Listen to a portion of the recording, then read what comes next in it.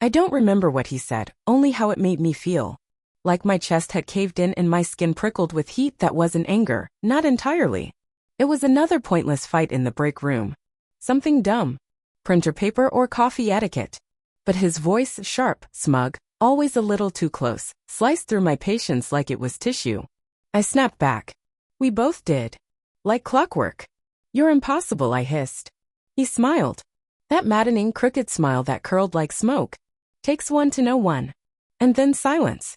Thick. Tense. Our eyes locked and something shifted. Something low, something dangerous. He didn't look away.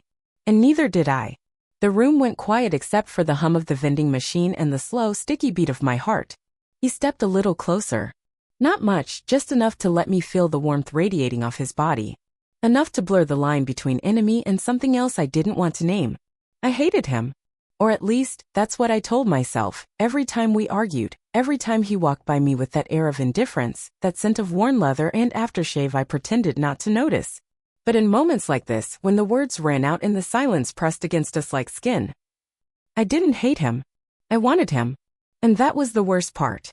Because no matter how much I rolled my eyes, no matter how many sarcastic comebacks I threw like darts, I couldn't shake the feeling that beneath all the tension, something raw and unspoken was simmering. And maybe he felt it too. Because just before he walked out of the room, he looked at me, not like a coworker, not even like a rival, but like a storm about to break. After that day, something changed. Not publicly. We still bickered over deadlines, still threw looks like daggers across the meeting table. But in the small moments, the glances that lingered too long, the pause before speaking, the way our bodies shifted just slightly toward each other, it was different. It wasn't war anymore. It was foreplay disguised as irritation. One evening, I stayed late finishing a report. The office was almost empty, humming with after-hour stillness. I heard his footsteps before I saw him. Confident. Unhurried. Like he knew I'd still be there. Working late? He asked, voice softer than usual. I didn't look up right away. My pulse had already begun its slow, insistent drumbeat. Deadlines don't care about beauty sleep. He chuckled, walking past my desk, trailing behind me like heat. Funny, he said. You don't look tired. My breath caught in my throat, a split-second stutter I hoped he didn't hear. He didn't move closer. Didn't touch me. But I felt him. The space between us buzzed like static before a storm. Every inch of my skin was aware of him, the way you're aware of lightning before it strikes. I could feel his eyes moving over me, slow and unapologetic. I don't bite, he said finally, and I looked up. He was leaning against the edge of a cubicle wall, watching me like I was something he wasn't supposed to want, but did anyway. You sure about that? I asked. He smiled. But this time it wasn't smug. It was hungry. I didn't smile back. I couldn't. Because suddenly I was too aware of the chair beneath me, the way my legs had tensed, the way warmth was crawling up my neck, across my chest, down my spine. I wanted him to come closer. I wanted him to not come closer. Because if he did, I wasn't sure I could keep pretending. And then he turned and walked away. Just like that. Leaving me aching in a pool of silence he had made with nothing but presence. That night, I dreamed of him. Not the usual stress dream version, where he steals my lunch from the office fridge or corrects my emails with that infuriating red pen. No. This was something else entirely. In the dream, he didn't speak. He stood behind me, close enough that I could feel his breath on my shoulder, warm and steady. My skin bloomed under it, blooming like a bruise that didn't hurt. I turned, but I couldn't see his face, just the outline, the heat, the shape of wanting. He reached for me. Not with urgency. With gravity. And I leaned into it.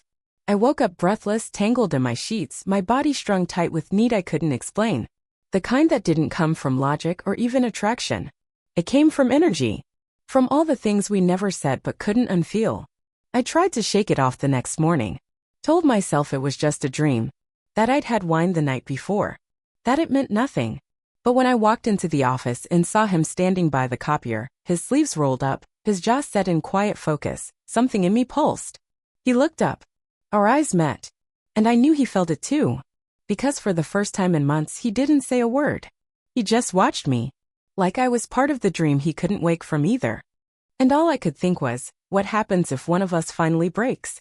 What happens when the silence between us becomes too loud to ignore? It started with a meeting that ran too long. Everyone else had filed out, tired and distracted, leaving just the two of us. He stayed behind, pretending to gather papers. I lingered too, for reasons I wouldn't admit to myself. The door clicked shut. He didn't look at me right away. Just kept straightening things that didn't need fixing. I could feel the heat rising between us, thick and unspoken. The kind that lives in silence in the spaces between breaths. Then finally he turned. "We can't keep doing this," he said. I nodded. "I know." But neither of us moved. His jaw clenched, then relaxed like he was holding something back. "You get under my skin," he said quietly. "You live under mine," I whispered. The words slipped out before I could catch them. I saw the shift in his eyes, that flash of something darker, deeper. His steps toward me were slow, deliberate, like he was crossing a line in his mind before his body followed. He stopped just short of touching me. My heart pounded so hard I thought it might bruise my ribs. Every inch of me was awake, skin humming, breath shallow, heat coiling low and slow. His hand lifted, hesitant, and then, with the softest pressure, he brushed a strand of hair behind my ear. That tiny touch sent a ripple through me, like dropping a stone into still water. I leaned in barely, but enough.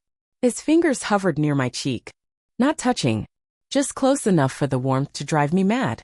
"I don't know how to stop this," he said, voice rough. "Then don't," I breathed. We stood like that, suspended in a moment that felt too fragile to name. A breath away from something irreversible. And then the moment broke, not with movement, but with stillness. Because he didn't kiss me. Not yet. He just let his forehead rest against mine, like that was the most intimate thing he could bear to do. And maybe it was. The air between us felt electric. Too full. Too still. His forehead against mine, our eyes closed, breathing the same uneven rhythm, like the world had narrowed to just this. Two people standing on the edge of something they'd been circling for months. My hands moved first. I didn't mean to. They just rose. One slid up his chest, slow and unsure, resting over his heartbeat. It thudded hard beneath my palm. The other found his waist, fingers brushing the line where shirt met skin. He didn't flinch. He didn't speak. He just let out a breath, long and shaky, and leaned in like gravity had chosen us. And when his mouth found mine, it wasn't a kiss. It was a surrender. It was months of tension crashing into a single moment, messy and aching and soft in ways I wasn't ready for. His hands gripped my waist like he wasn't sure if he should pull me closer or let me go, and I pressed into him like I couldn't remember how not to. Everything felt too much.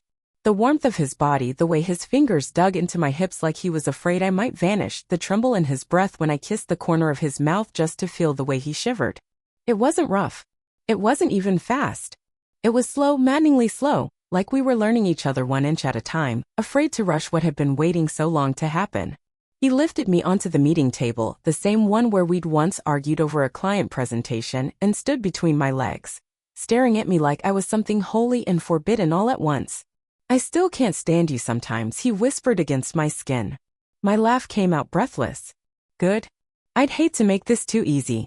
He kissed me again. Deeper this time. And somewhere in the quiet chaos of it all, I stopped pretending I didn't want him. Because in that moment, he wasn't the guy who annoyed me in meetings or made me roll my eyes in the hallway. He was the only person I wanted to touch me like this. And he was already doing it. We didn't speak for a long time after. Not because there was nothing to say, but because everything had already been said through breath, through hands, through the trembling silence of skin pressed to skin. He stayed close, his lips brushing my temple as his fingers trailed lightly down my arm. The kind of touch that wasn't about lust anymore, it was about memorizing. "I've thought about this," he whispered, voice rough with truth. "More times than I'll ever admit." I smiled against his shoulder. "Then don't. Just do it again." His laugh was soft, warm. He cupped my face and kissed me like I was something he couldn't believe he'd finally touched. Not deep, but deep enough to make me lean into it, eyes closed, chest open. "You drive me insane," he murmured against my lips. "Even now. Especially now." I pulled him closer. "Good." There was a beat, the quiet right before falling asleep or falling in love, and in that moment I could almost believe this wasn't complicated. That maybe something real had begun here in the unlikeliest place between the unlikeliest people. But the next morning everything changed.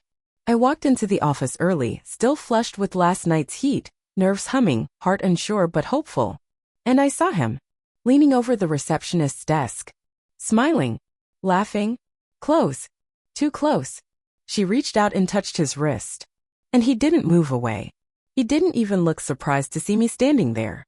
Just gave me that same crooked smile, the one I thought was mine now. Something in my chest went cold. Because in that moment I realized, maybe last night wasn't gravity. Maybe I was just orbiting a man who never promised to stay.